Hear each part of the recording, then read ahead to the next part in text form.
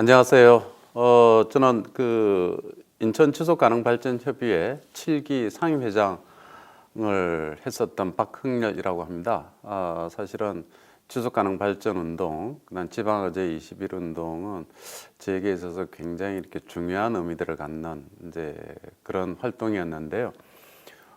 인천의제 21을 처음 만들 때도 제가 참여를 했었고, 그리고 약 2010년부터 사무처장 일을 또 몇 년간 하고 상임회장하고 그랬던 적이 있습니다. 그래서 오늘 지속가능한 사회를 위한 서구 지속가능발전협의회에서 강의를 말씀을 하셔가지고 제가 또 영광스럽게 이 자리에 서서 이야기를 하게 됐습니다. 일단 불러주셔서 정말 감사드리고 제가 2017년 말까지 인천 지속가능발전협의회 활동을 했었는데 그 이후에는 사실은 강화에서 이렇게 활동을 하다 보니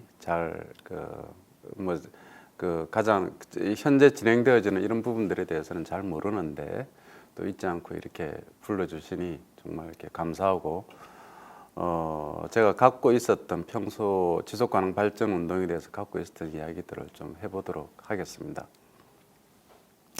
오늘 제가 이렇게 말씀드릴 부분들은 지속가능한 사회를 위한 서구 지속가능발전협의회의 역할과 활동에 대한 제안이라고나 할까요? 그런 부분들에 대해서 좀 말씀을 드리도록 하겠습니다.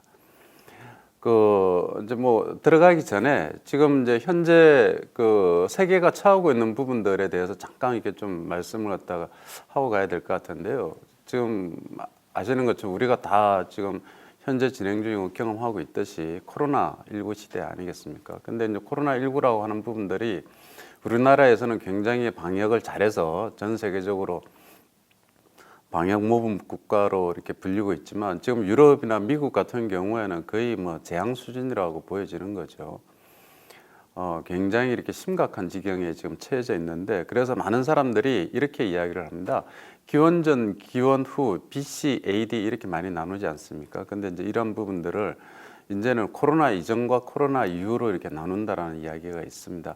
아마 이 부분들이 제가 보기에는 농담인 것 같지는 않습니다. 실제 세상은 그렇게 변해가고 있는 부분들이고요. 이렇게 많이 달라지고 있습니다. 어떻게 달라지고 있는가 하면 선진국의 기준들이 이제는 달라지고 있다라고 하는 부분들입니다.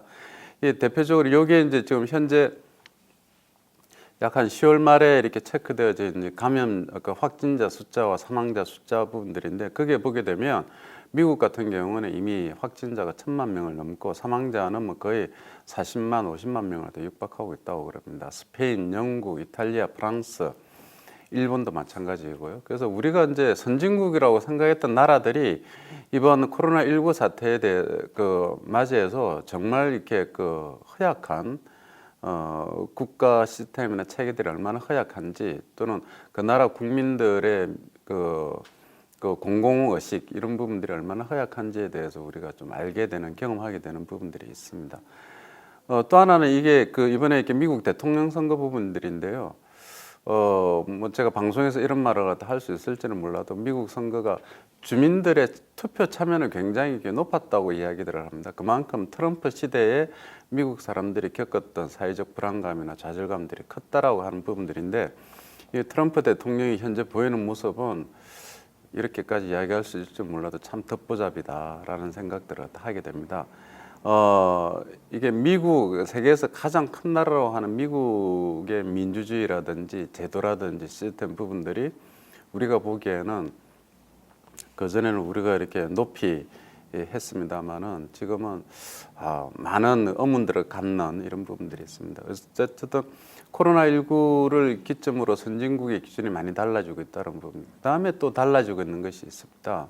비슷한데 대한민국에 대한 평가들이 달라지고 있죠. 근데 가장 한 부분들이 K 방역이라고 이야기들을 하는 거죠. 그러니까 방역이 디지털 기술들과 이렇게 결합하면서 전 세계에서 한국 기술들, 한국의 방역 시스템을 갖다가 따라가려고 해도 기술이 안 받쳐줘서 못 따라가는 이런 부분들이 있을 정도로 체계적인 방역 시스템이 갖춰져 있는 부분들이고요.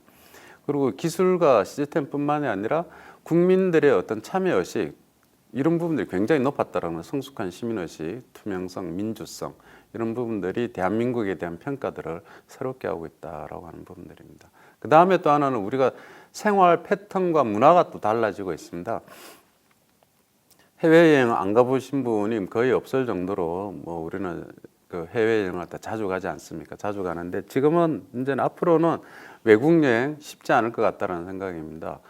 얼마 전에 제가 일이 있어서 그 블라디보스토크 그 영사관하고 이렇게 통화를 한 적이 있었는데 이제는 가고 싶어도 편도 비행기 값이 너무 비싸가지고 아마 일반인들이 가기가 쉽지 않을 것 같다는 생각이고요. 저가 항공에 의한 어떤 항공 수요 이런 부분들이 이전처럼 돌아오기는 쉽지가 않을 것 같다는 생각이 들기 때문에 앞으로 외국 여행은 쉽지가 않을 것 같다라고 하는 게 제 개인적인 생각이에요. 그 다음에 또 하나는 예, 음식 문화 또는 이렇게 이런 이제 우리가 이런 부분들도 많이 달라질 것 같습니다. 그러니까 이렇게 배달 음식이 늘어나게 되고 그 다음에 뭐 식당에 가서 뭐 레스토랑이라든지 이런 데 가서 이렇게 음식을 갖다 즐기는 이런 부분들보다는 예, 이런 이제 배달 음식이라든지 그 다음에 이 비대면 접촉을 갖다가 이렇게 좀 할 수 있는 이런 부분들로 많이 바뀌지 않을까. 뭐 택배라든지 이런 부분들이 많이 늘어났다고 그러고 실제 산업에 있어서도 그 배달 음식뿐만이 아니라 이렇게 실제 주문을 하고 우편 택배로 받는 이런 부분들이 많이 늘어났다고 이야기를 하고 있고 그 다음에 이제 회식 문화들이 이제 많이 사라지겠죠. 그리고 가족과 함께하는 시간들이 늘어나게 될 테고요. 그 다음에 우리와 같은 이런 그 사회단체나 이런 공공기관에서는 이제는 제가 보기에는 회의나 모임들이 많이 달라질 것이다. 그 부분들이 이거는 그 전까지는 대규모 인원으로 동원하는 행사들이 중심이었는데 앞으로는 그렇게 되기가 쉽지는 않을 것 같습니다.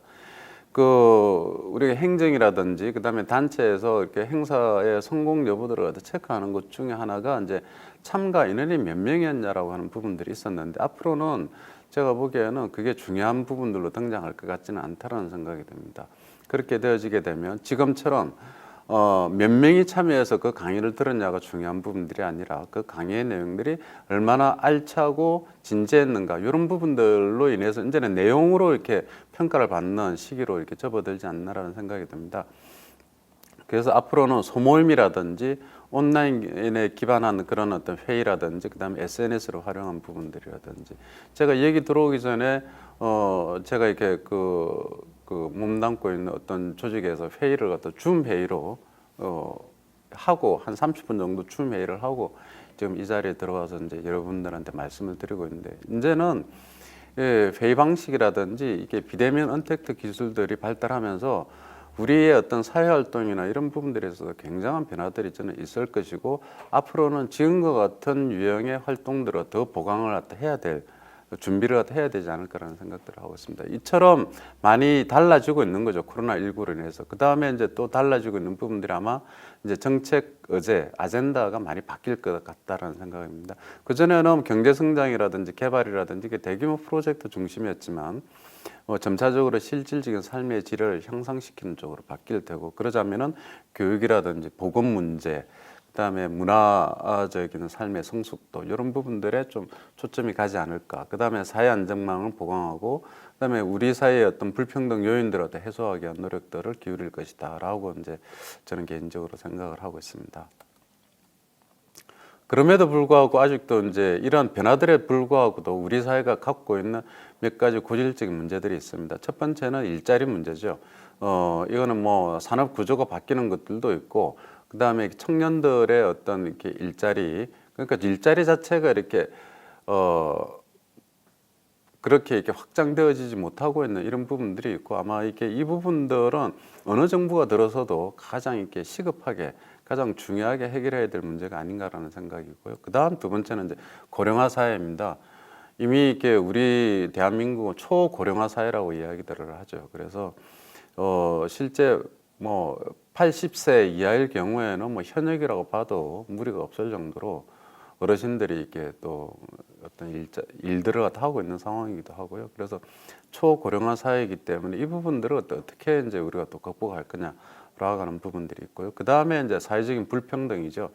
우리 사회 안에 이렇게 그 어떤 경제적인 불평등, 그 다음에 자기의 어떤 출신이라든지 학교라든지 학벌이라든지 지연 학연 뭐 이런 것들 아주 그 좀 이렇게 복합적으로 얽혀서 이렇게 발생하는 어떤 사회적 불평등 문제들도 좀 문제로 제기가 되죠. 그 다음에 이제 입시 문제가 있죠. 어쨌든 좋은 대학을 가야 좋은 직장을 얻고 좋은 직장을 얻어야 앞으로 이렇게 더 이렇게 안정되게 살 수 있다라고 하는 그런 어떤 불패의 신화들이 있기 때문에 입시 교육 부분들이 아직 그 청소년들을 갖다 휘어잡고 있는 부분들이 있습니다. 그 다음에 사회 안전망이 비교적 불안정하다. 근데 이번에 코로나19를 갖다 이렇게 경험을 하면서 우리 사회가 사회 안전망이 불안하다라고 우리 살고 있는 우리들은 그렇게 이야기들을 하고 있는데 외부에서 보기에는 대한민국이 정말 이렇게 살기 좋은 그런 나라라고 이렇게 또 평가를 다 하는 그런 유튜브 방송이나 이런 것들도 있더라고요. 하여튼 뭐 어쨌든 그 저희들이 보기에는 사회 안전망 이런 부분들이 좀 더 갖춰져야 될 부분도 있다고 보여지고 그 다음에 가장 중요한 부분은 분단입니다. 우리 사회가 안고 있는 문제 중에서 이 분단의 문제들을 갖다 앞으로 어떻게 풀어갈 거냐, 어떻게 남한과 북한의 어떤 화해와 협력으로 이렇게 나아갈 거냐라고 하는 부분들에 대해서 고민이 되어져야 되고 사실은 분단 구조들을 갖다 극복하고 남북의 화해와 협력으로 나아갔을 때 얻게 되는 경제, 사회, 정치, 국제적 어떤 이렇게 영향력 이런 부분들은 우리가 상상한 것 이상으로 클 것이다라고 저는 개인적으로 생각을 하고 있습니다. 그래서 이러한 문제들을 갖다 해결하기 위해서는 좀 우리 사회가 달라져야 되는데 일자리 부족의 문제들은 일자리를 나누는 방식으로 가야 될 것이다. 그래서 대기업에 있는 노동자들은 자기들의 어떤 임금 구조들을 좀 낮추면서 중소기업 노동자들과 함께하는 부분들이라든지 그 다음에 이런 일자리를 갖다 나누는 방식에 대해서 많이 고민을 하고 새로운 일자리 그러니까 이게 어쨌든 사회적 서비스들을 갖다 하는 어떤 새로운 일자리들을 갖다 대규모로 이렇게 좀 창출을 해야 된다라고 하는 생각이 들고 그다음에 고령화 사회는 연세가 드시는 부분들은 어쩔 수가 없는 거죠. 이게 사실은 이제 우리가 의료 기술의 발달이라든지 복지의 확대 이런 것들에 의해서 우리가 이렇게 굉장히 오랜 이제 그걸 하게 되는데 이제 그분들에게는 노후에 안전하게 지낼 수 있는 노후 안전망 그 다음에 저는 이렇게 60세 이상, 70세, 사실은 80세까지도 이렇게 현역과 다름없는 그런 활동력을 보이시는 분들을 갖다 뭐 자주 봅니다.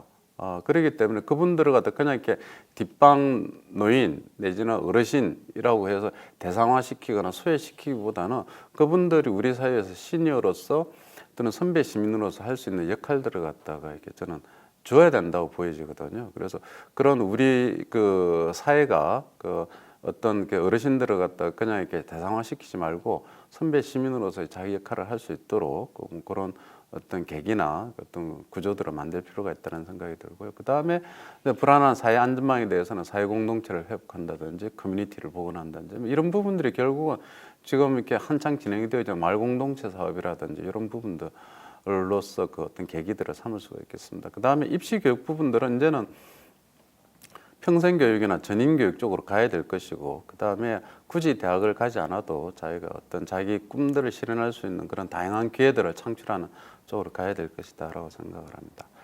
뭐 이제 이런 부분들, 그 다음에 이제 분단의 경우에도 마찬가지로 이제 화해와 협력, 평화 번영으로 가야 되는 부분들이죠. 지금 사진에 보는 모습들은 그 강화군에 가면 북서쪽, 강화군 북서쪽 평화전망대 가기 전에 있는 이쪽 철책선 안쪽 모습입니다. 맞은편에 있는 것이 바로 개풍군 해창포라고 하는 곳인데 이 거리가 한 1.8km 정도밖에 되지 않습니다. 날씨가 좋을 때는 뭐 제가 엊그제도 이렇게 가서 봤는데 날씨가 좋을 때는 사람들이 다니는 모습들도 이렇게 볼 수도 있고 그렇습니다. 70년 동안 사실은 이렇게 그 나눠져 있으면서 이게 이전에는 그 철책 앞에 있는 이 바다 이게 한강 하구 지역인데 한강 하구 지역 여기에는 수많은 배들이 오가고 했고 그다음에 그 고기도 잡고 그다음에 여기에서 배를 타고 그 건너편에는 연백이나 개풍으로 이렇게 그 통학을 하기도 했던 그런 곳입니다. 그런데 분단 이후 1953년 7월 27일 이후로 여기에는 배가 들어가지 못하고 지금까지 아무도 들어가지 못하는 바다가 되고 말았는데 70년 동안 이렇게 아무도 들어가지 못하는 공간은 우리나라뿐만 아니라 전 세계적으로 유일합니다. 그래서 앞으로는 이런 부분들이 좀 빨리 개선이 돼서 남한과 북한이 화해와 협력으로 그다음에 평화 번영의 어떤 길로 함께 갈 수 있는 부분들이 있어야 될 것이다라고 생각을 합니다. 이제 이러한 부분들이 바로 지속 가능한 사회라고 하는 부분들이죠. 지속 가능한 사회가 무슨 우리가 생각하는 다른 어떤 사회가 아니라 그야말로 일자리도 좀 이렇게 어느 정도 확보가 되어지고, 그 다음에 사회 안전망도 확보가 되어서 그 노후에 대해서 걱정이 좀 덜하고, 질병이나 교육이나 이런 부분들에 대해서 스트레스를 덜 받고, 어떤 분단이나 대립 이런 부분들에 대해서 걱정하지 않고 좀 더 편하게 살 수 있는 세상, 그게 바로 지속 가능한 사회고, 유엔에서는 2015년에 이러한 내용들을, 이러한 것들을 담아서 만든 것이 바로 지속 가능 발전 목표입니다. 지속 가능 발전 목표 이미 이렇게 위원님들께서는 여러 가지 계기들을 통해서 교육도 받으시고 아실 거라고 생각을 하고 있습니다. 그래서 간단하게 좀 정리를 하자면, 지속 가능 발전 목표는 5개의 어떤 그 기준들이 좀 기본 정신이 있다라고 생각을 합니다.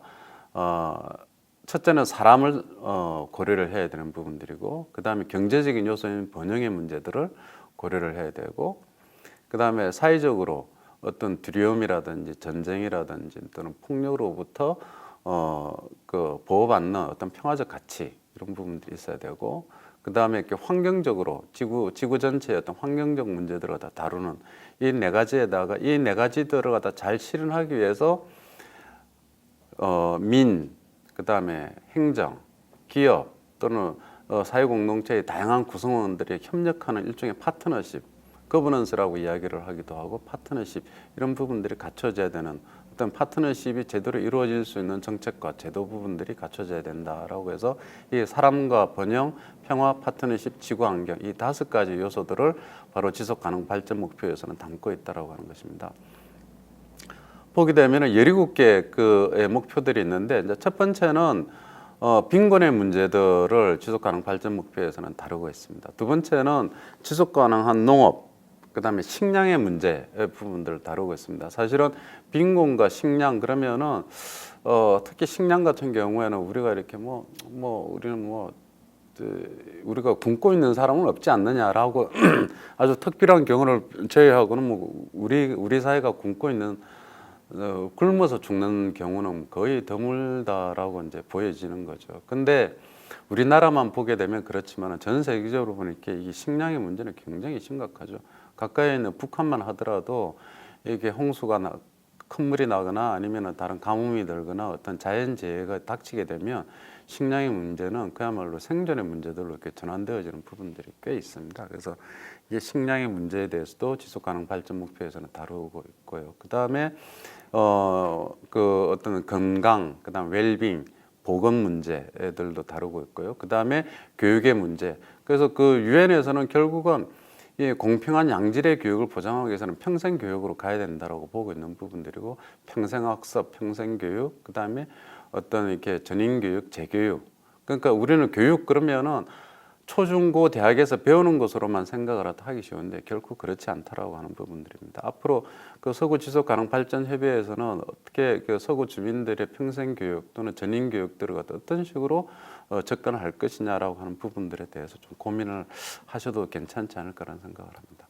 그 다음에 양성평등의 문제가 있고, 그 다음에 물 문제가 있고, 그 다음에 에너지 문제, 그 다음에 일자리 문제, 이런 부분들을 갖다 각각 다루고 있고요. 그 다음에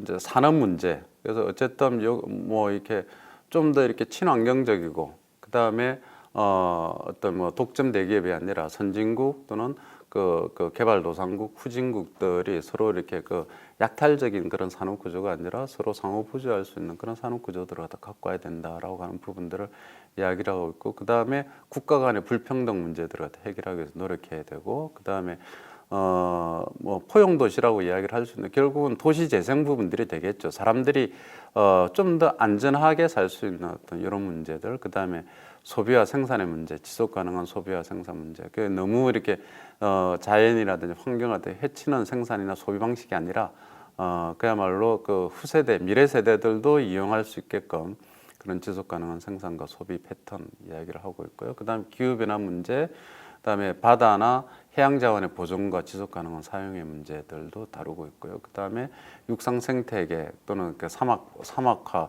이런 부분들에 대해서 이렇게 좀 이렇게 어떤 식으로 대책을 세워야 될 것인가라고 하는 부분들. 그다음에 평화적 가치 부분들인데요. 이게 그야말로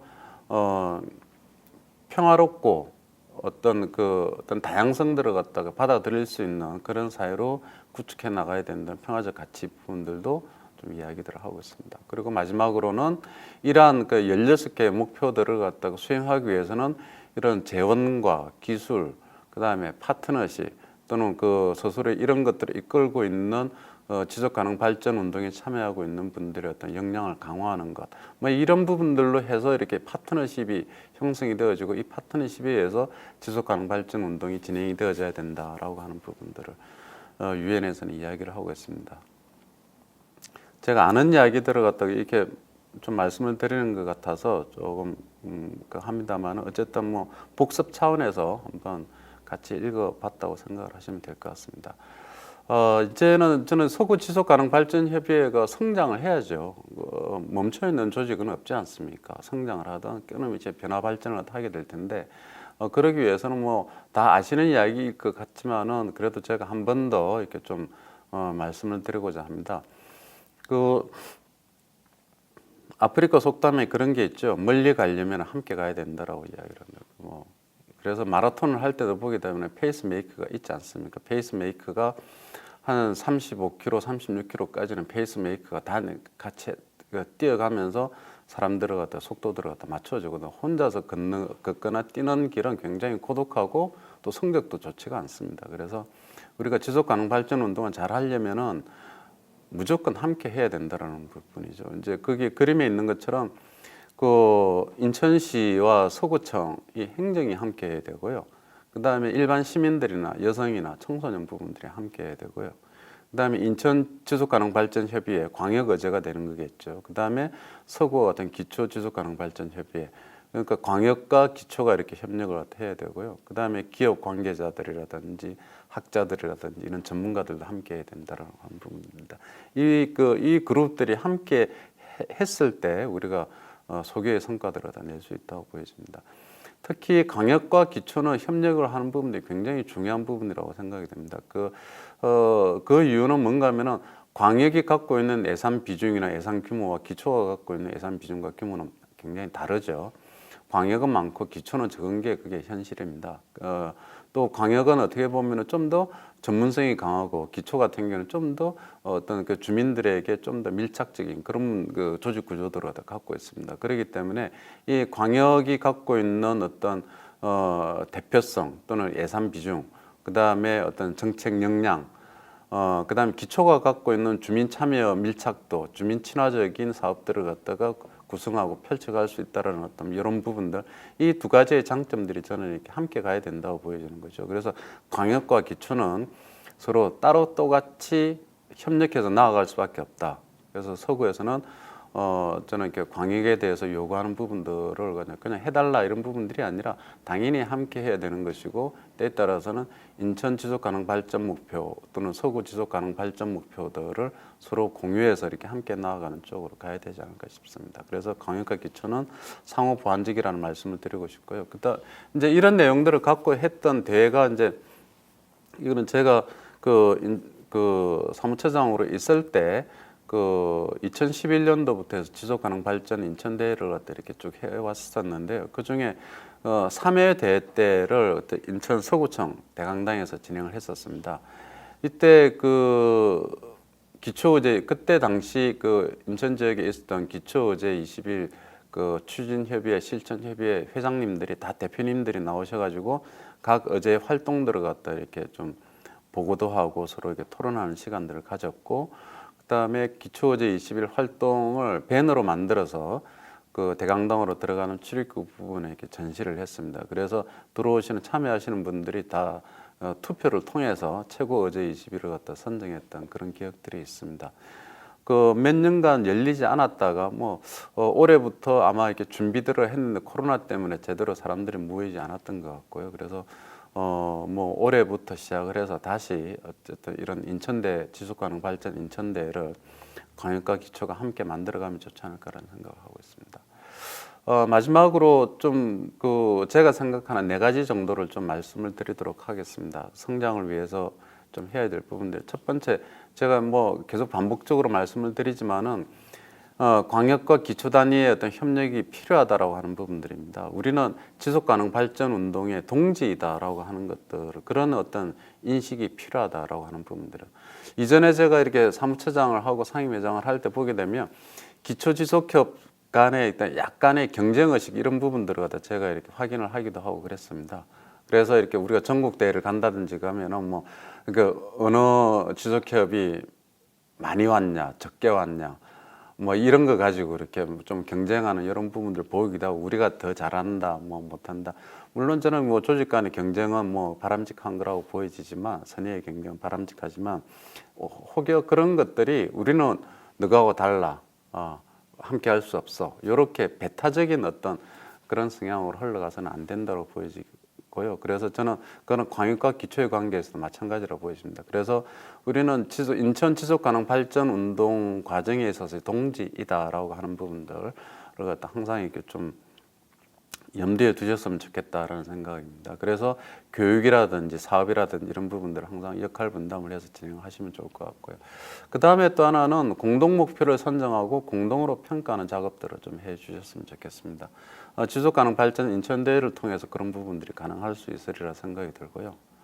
그 다음에 주민과 함께하는 사업에 대해서 좀 더 세밀하게 접근을 해야 되지 않을까라는 생각입니다. 그래서 서구에 맞는 지속가능 발전 목표들을 만드는 게 필요하고 주민분들과 함께 사업을 전개하는 것들, 그 다음에 이런 사업들이 일회성이 아니라 꾸준히 반복적으로 이루어질 수 있도록 그렇게 해주시면 좋겠다라는 생각입니다. 세 번째로는 지속가능 발전 목표 중에서 사회적 과제에 대해서 좀 더 집중을 해 주셨으면 좋겠다는 생각입니다. 빈곤의 문제들이라든지 일자리, 고령화, 그리고 평화에 관한 어떤 사회적 논의들을 한번 서구 지속협에서 좀 추진을 해보시면 어떨까. 그러니까 실질적인 것들에 대한 어떤 실질적인 사회적 변화들을 일으킬 수 있는 부분들에 대해서 고민하고 접근을 한다고 그러면은 행정의 어떤 협조들을 끌어내는데도 저는 훨씬 더 유의하지 않을까라는 생각이 듭니다. 그 다음에 마지막으로 저는 이게 굉장히 중요한 문제라고 보여지는데요.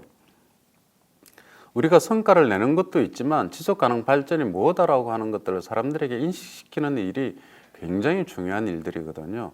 그래서 저는 이렇게 교육과 홍보는 지속가능 발전 운동에 있어서 그야말로 이렇게 차지하는 비중이 거의 뭐 한 4분의 3 정도는 교육과 홍보해야 된다고 생각을 하고 있습니다. 그 교육은 누구부터? 위원님들부터 교육을 하셔야 되는 거죠. 그래서 위원님들이 그야말로 지속가능 발전 운동의 전도사가 되어지기 위해서는 위원님들에 대한 다양한 교육들을 어떻게 좀 하고 그 다음에 주민들도 교육을 시켜야 되는 부분들이고요.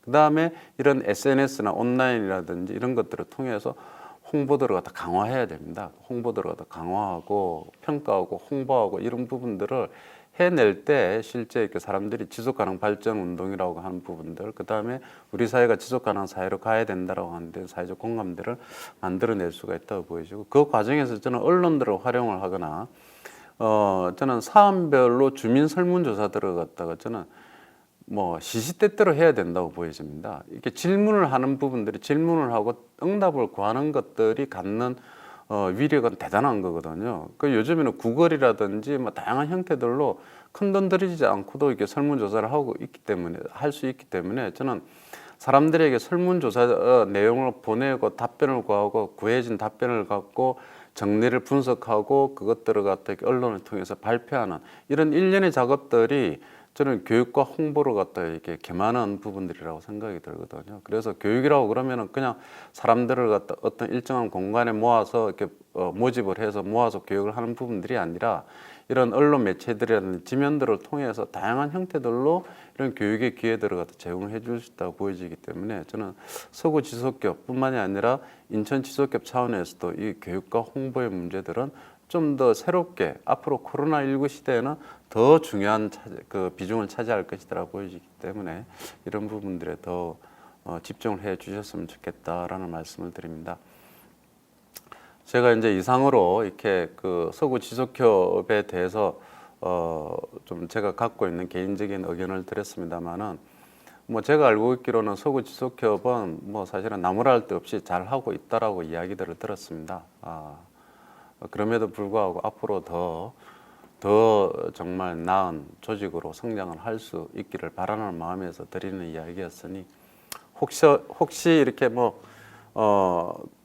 어떤 이게 좀 부정적인 생각이 드시더라도 어쨌든 서구청의 행정 그리고 서구에 계시는 뭐 기업 그다음에 전문가 그리고 서구 지속가능발전협의 위원님들 함께 협력해서 정말 이렇게 알찬 그런 지속협으로 성장할 수 있기를 바라겠습니다. 고맙습니다.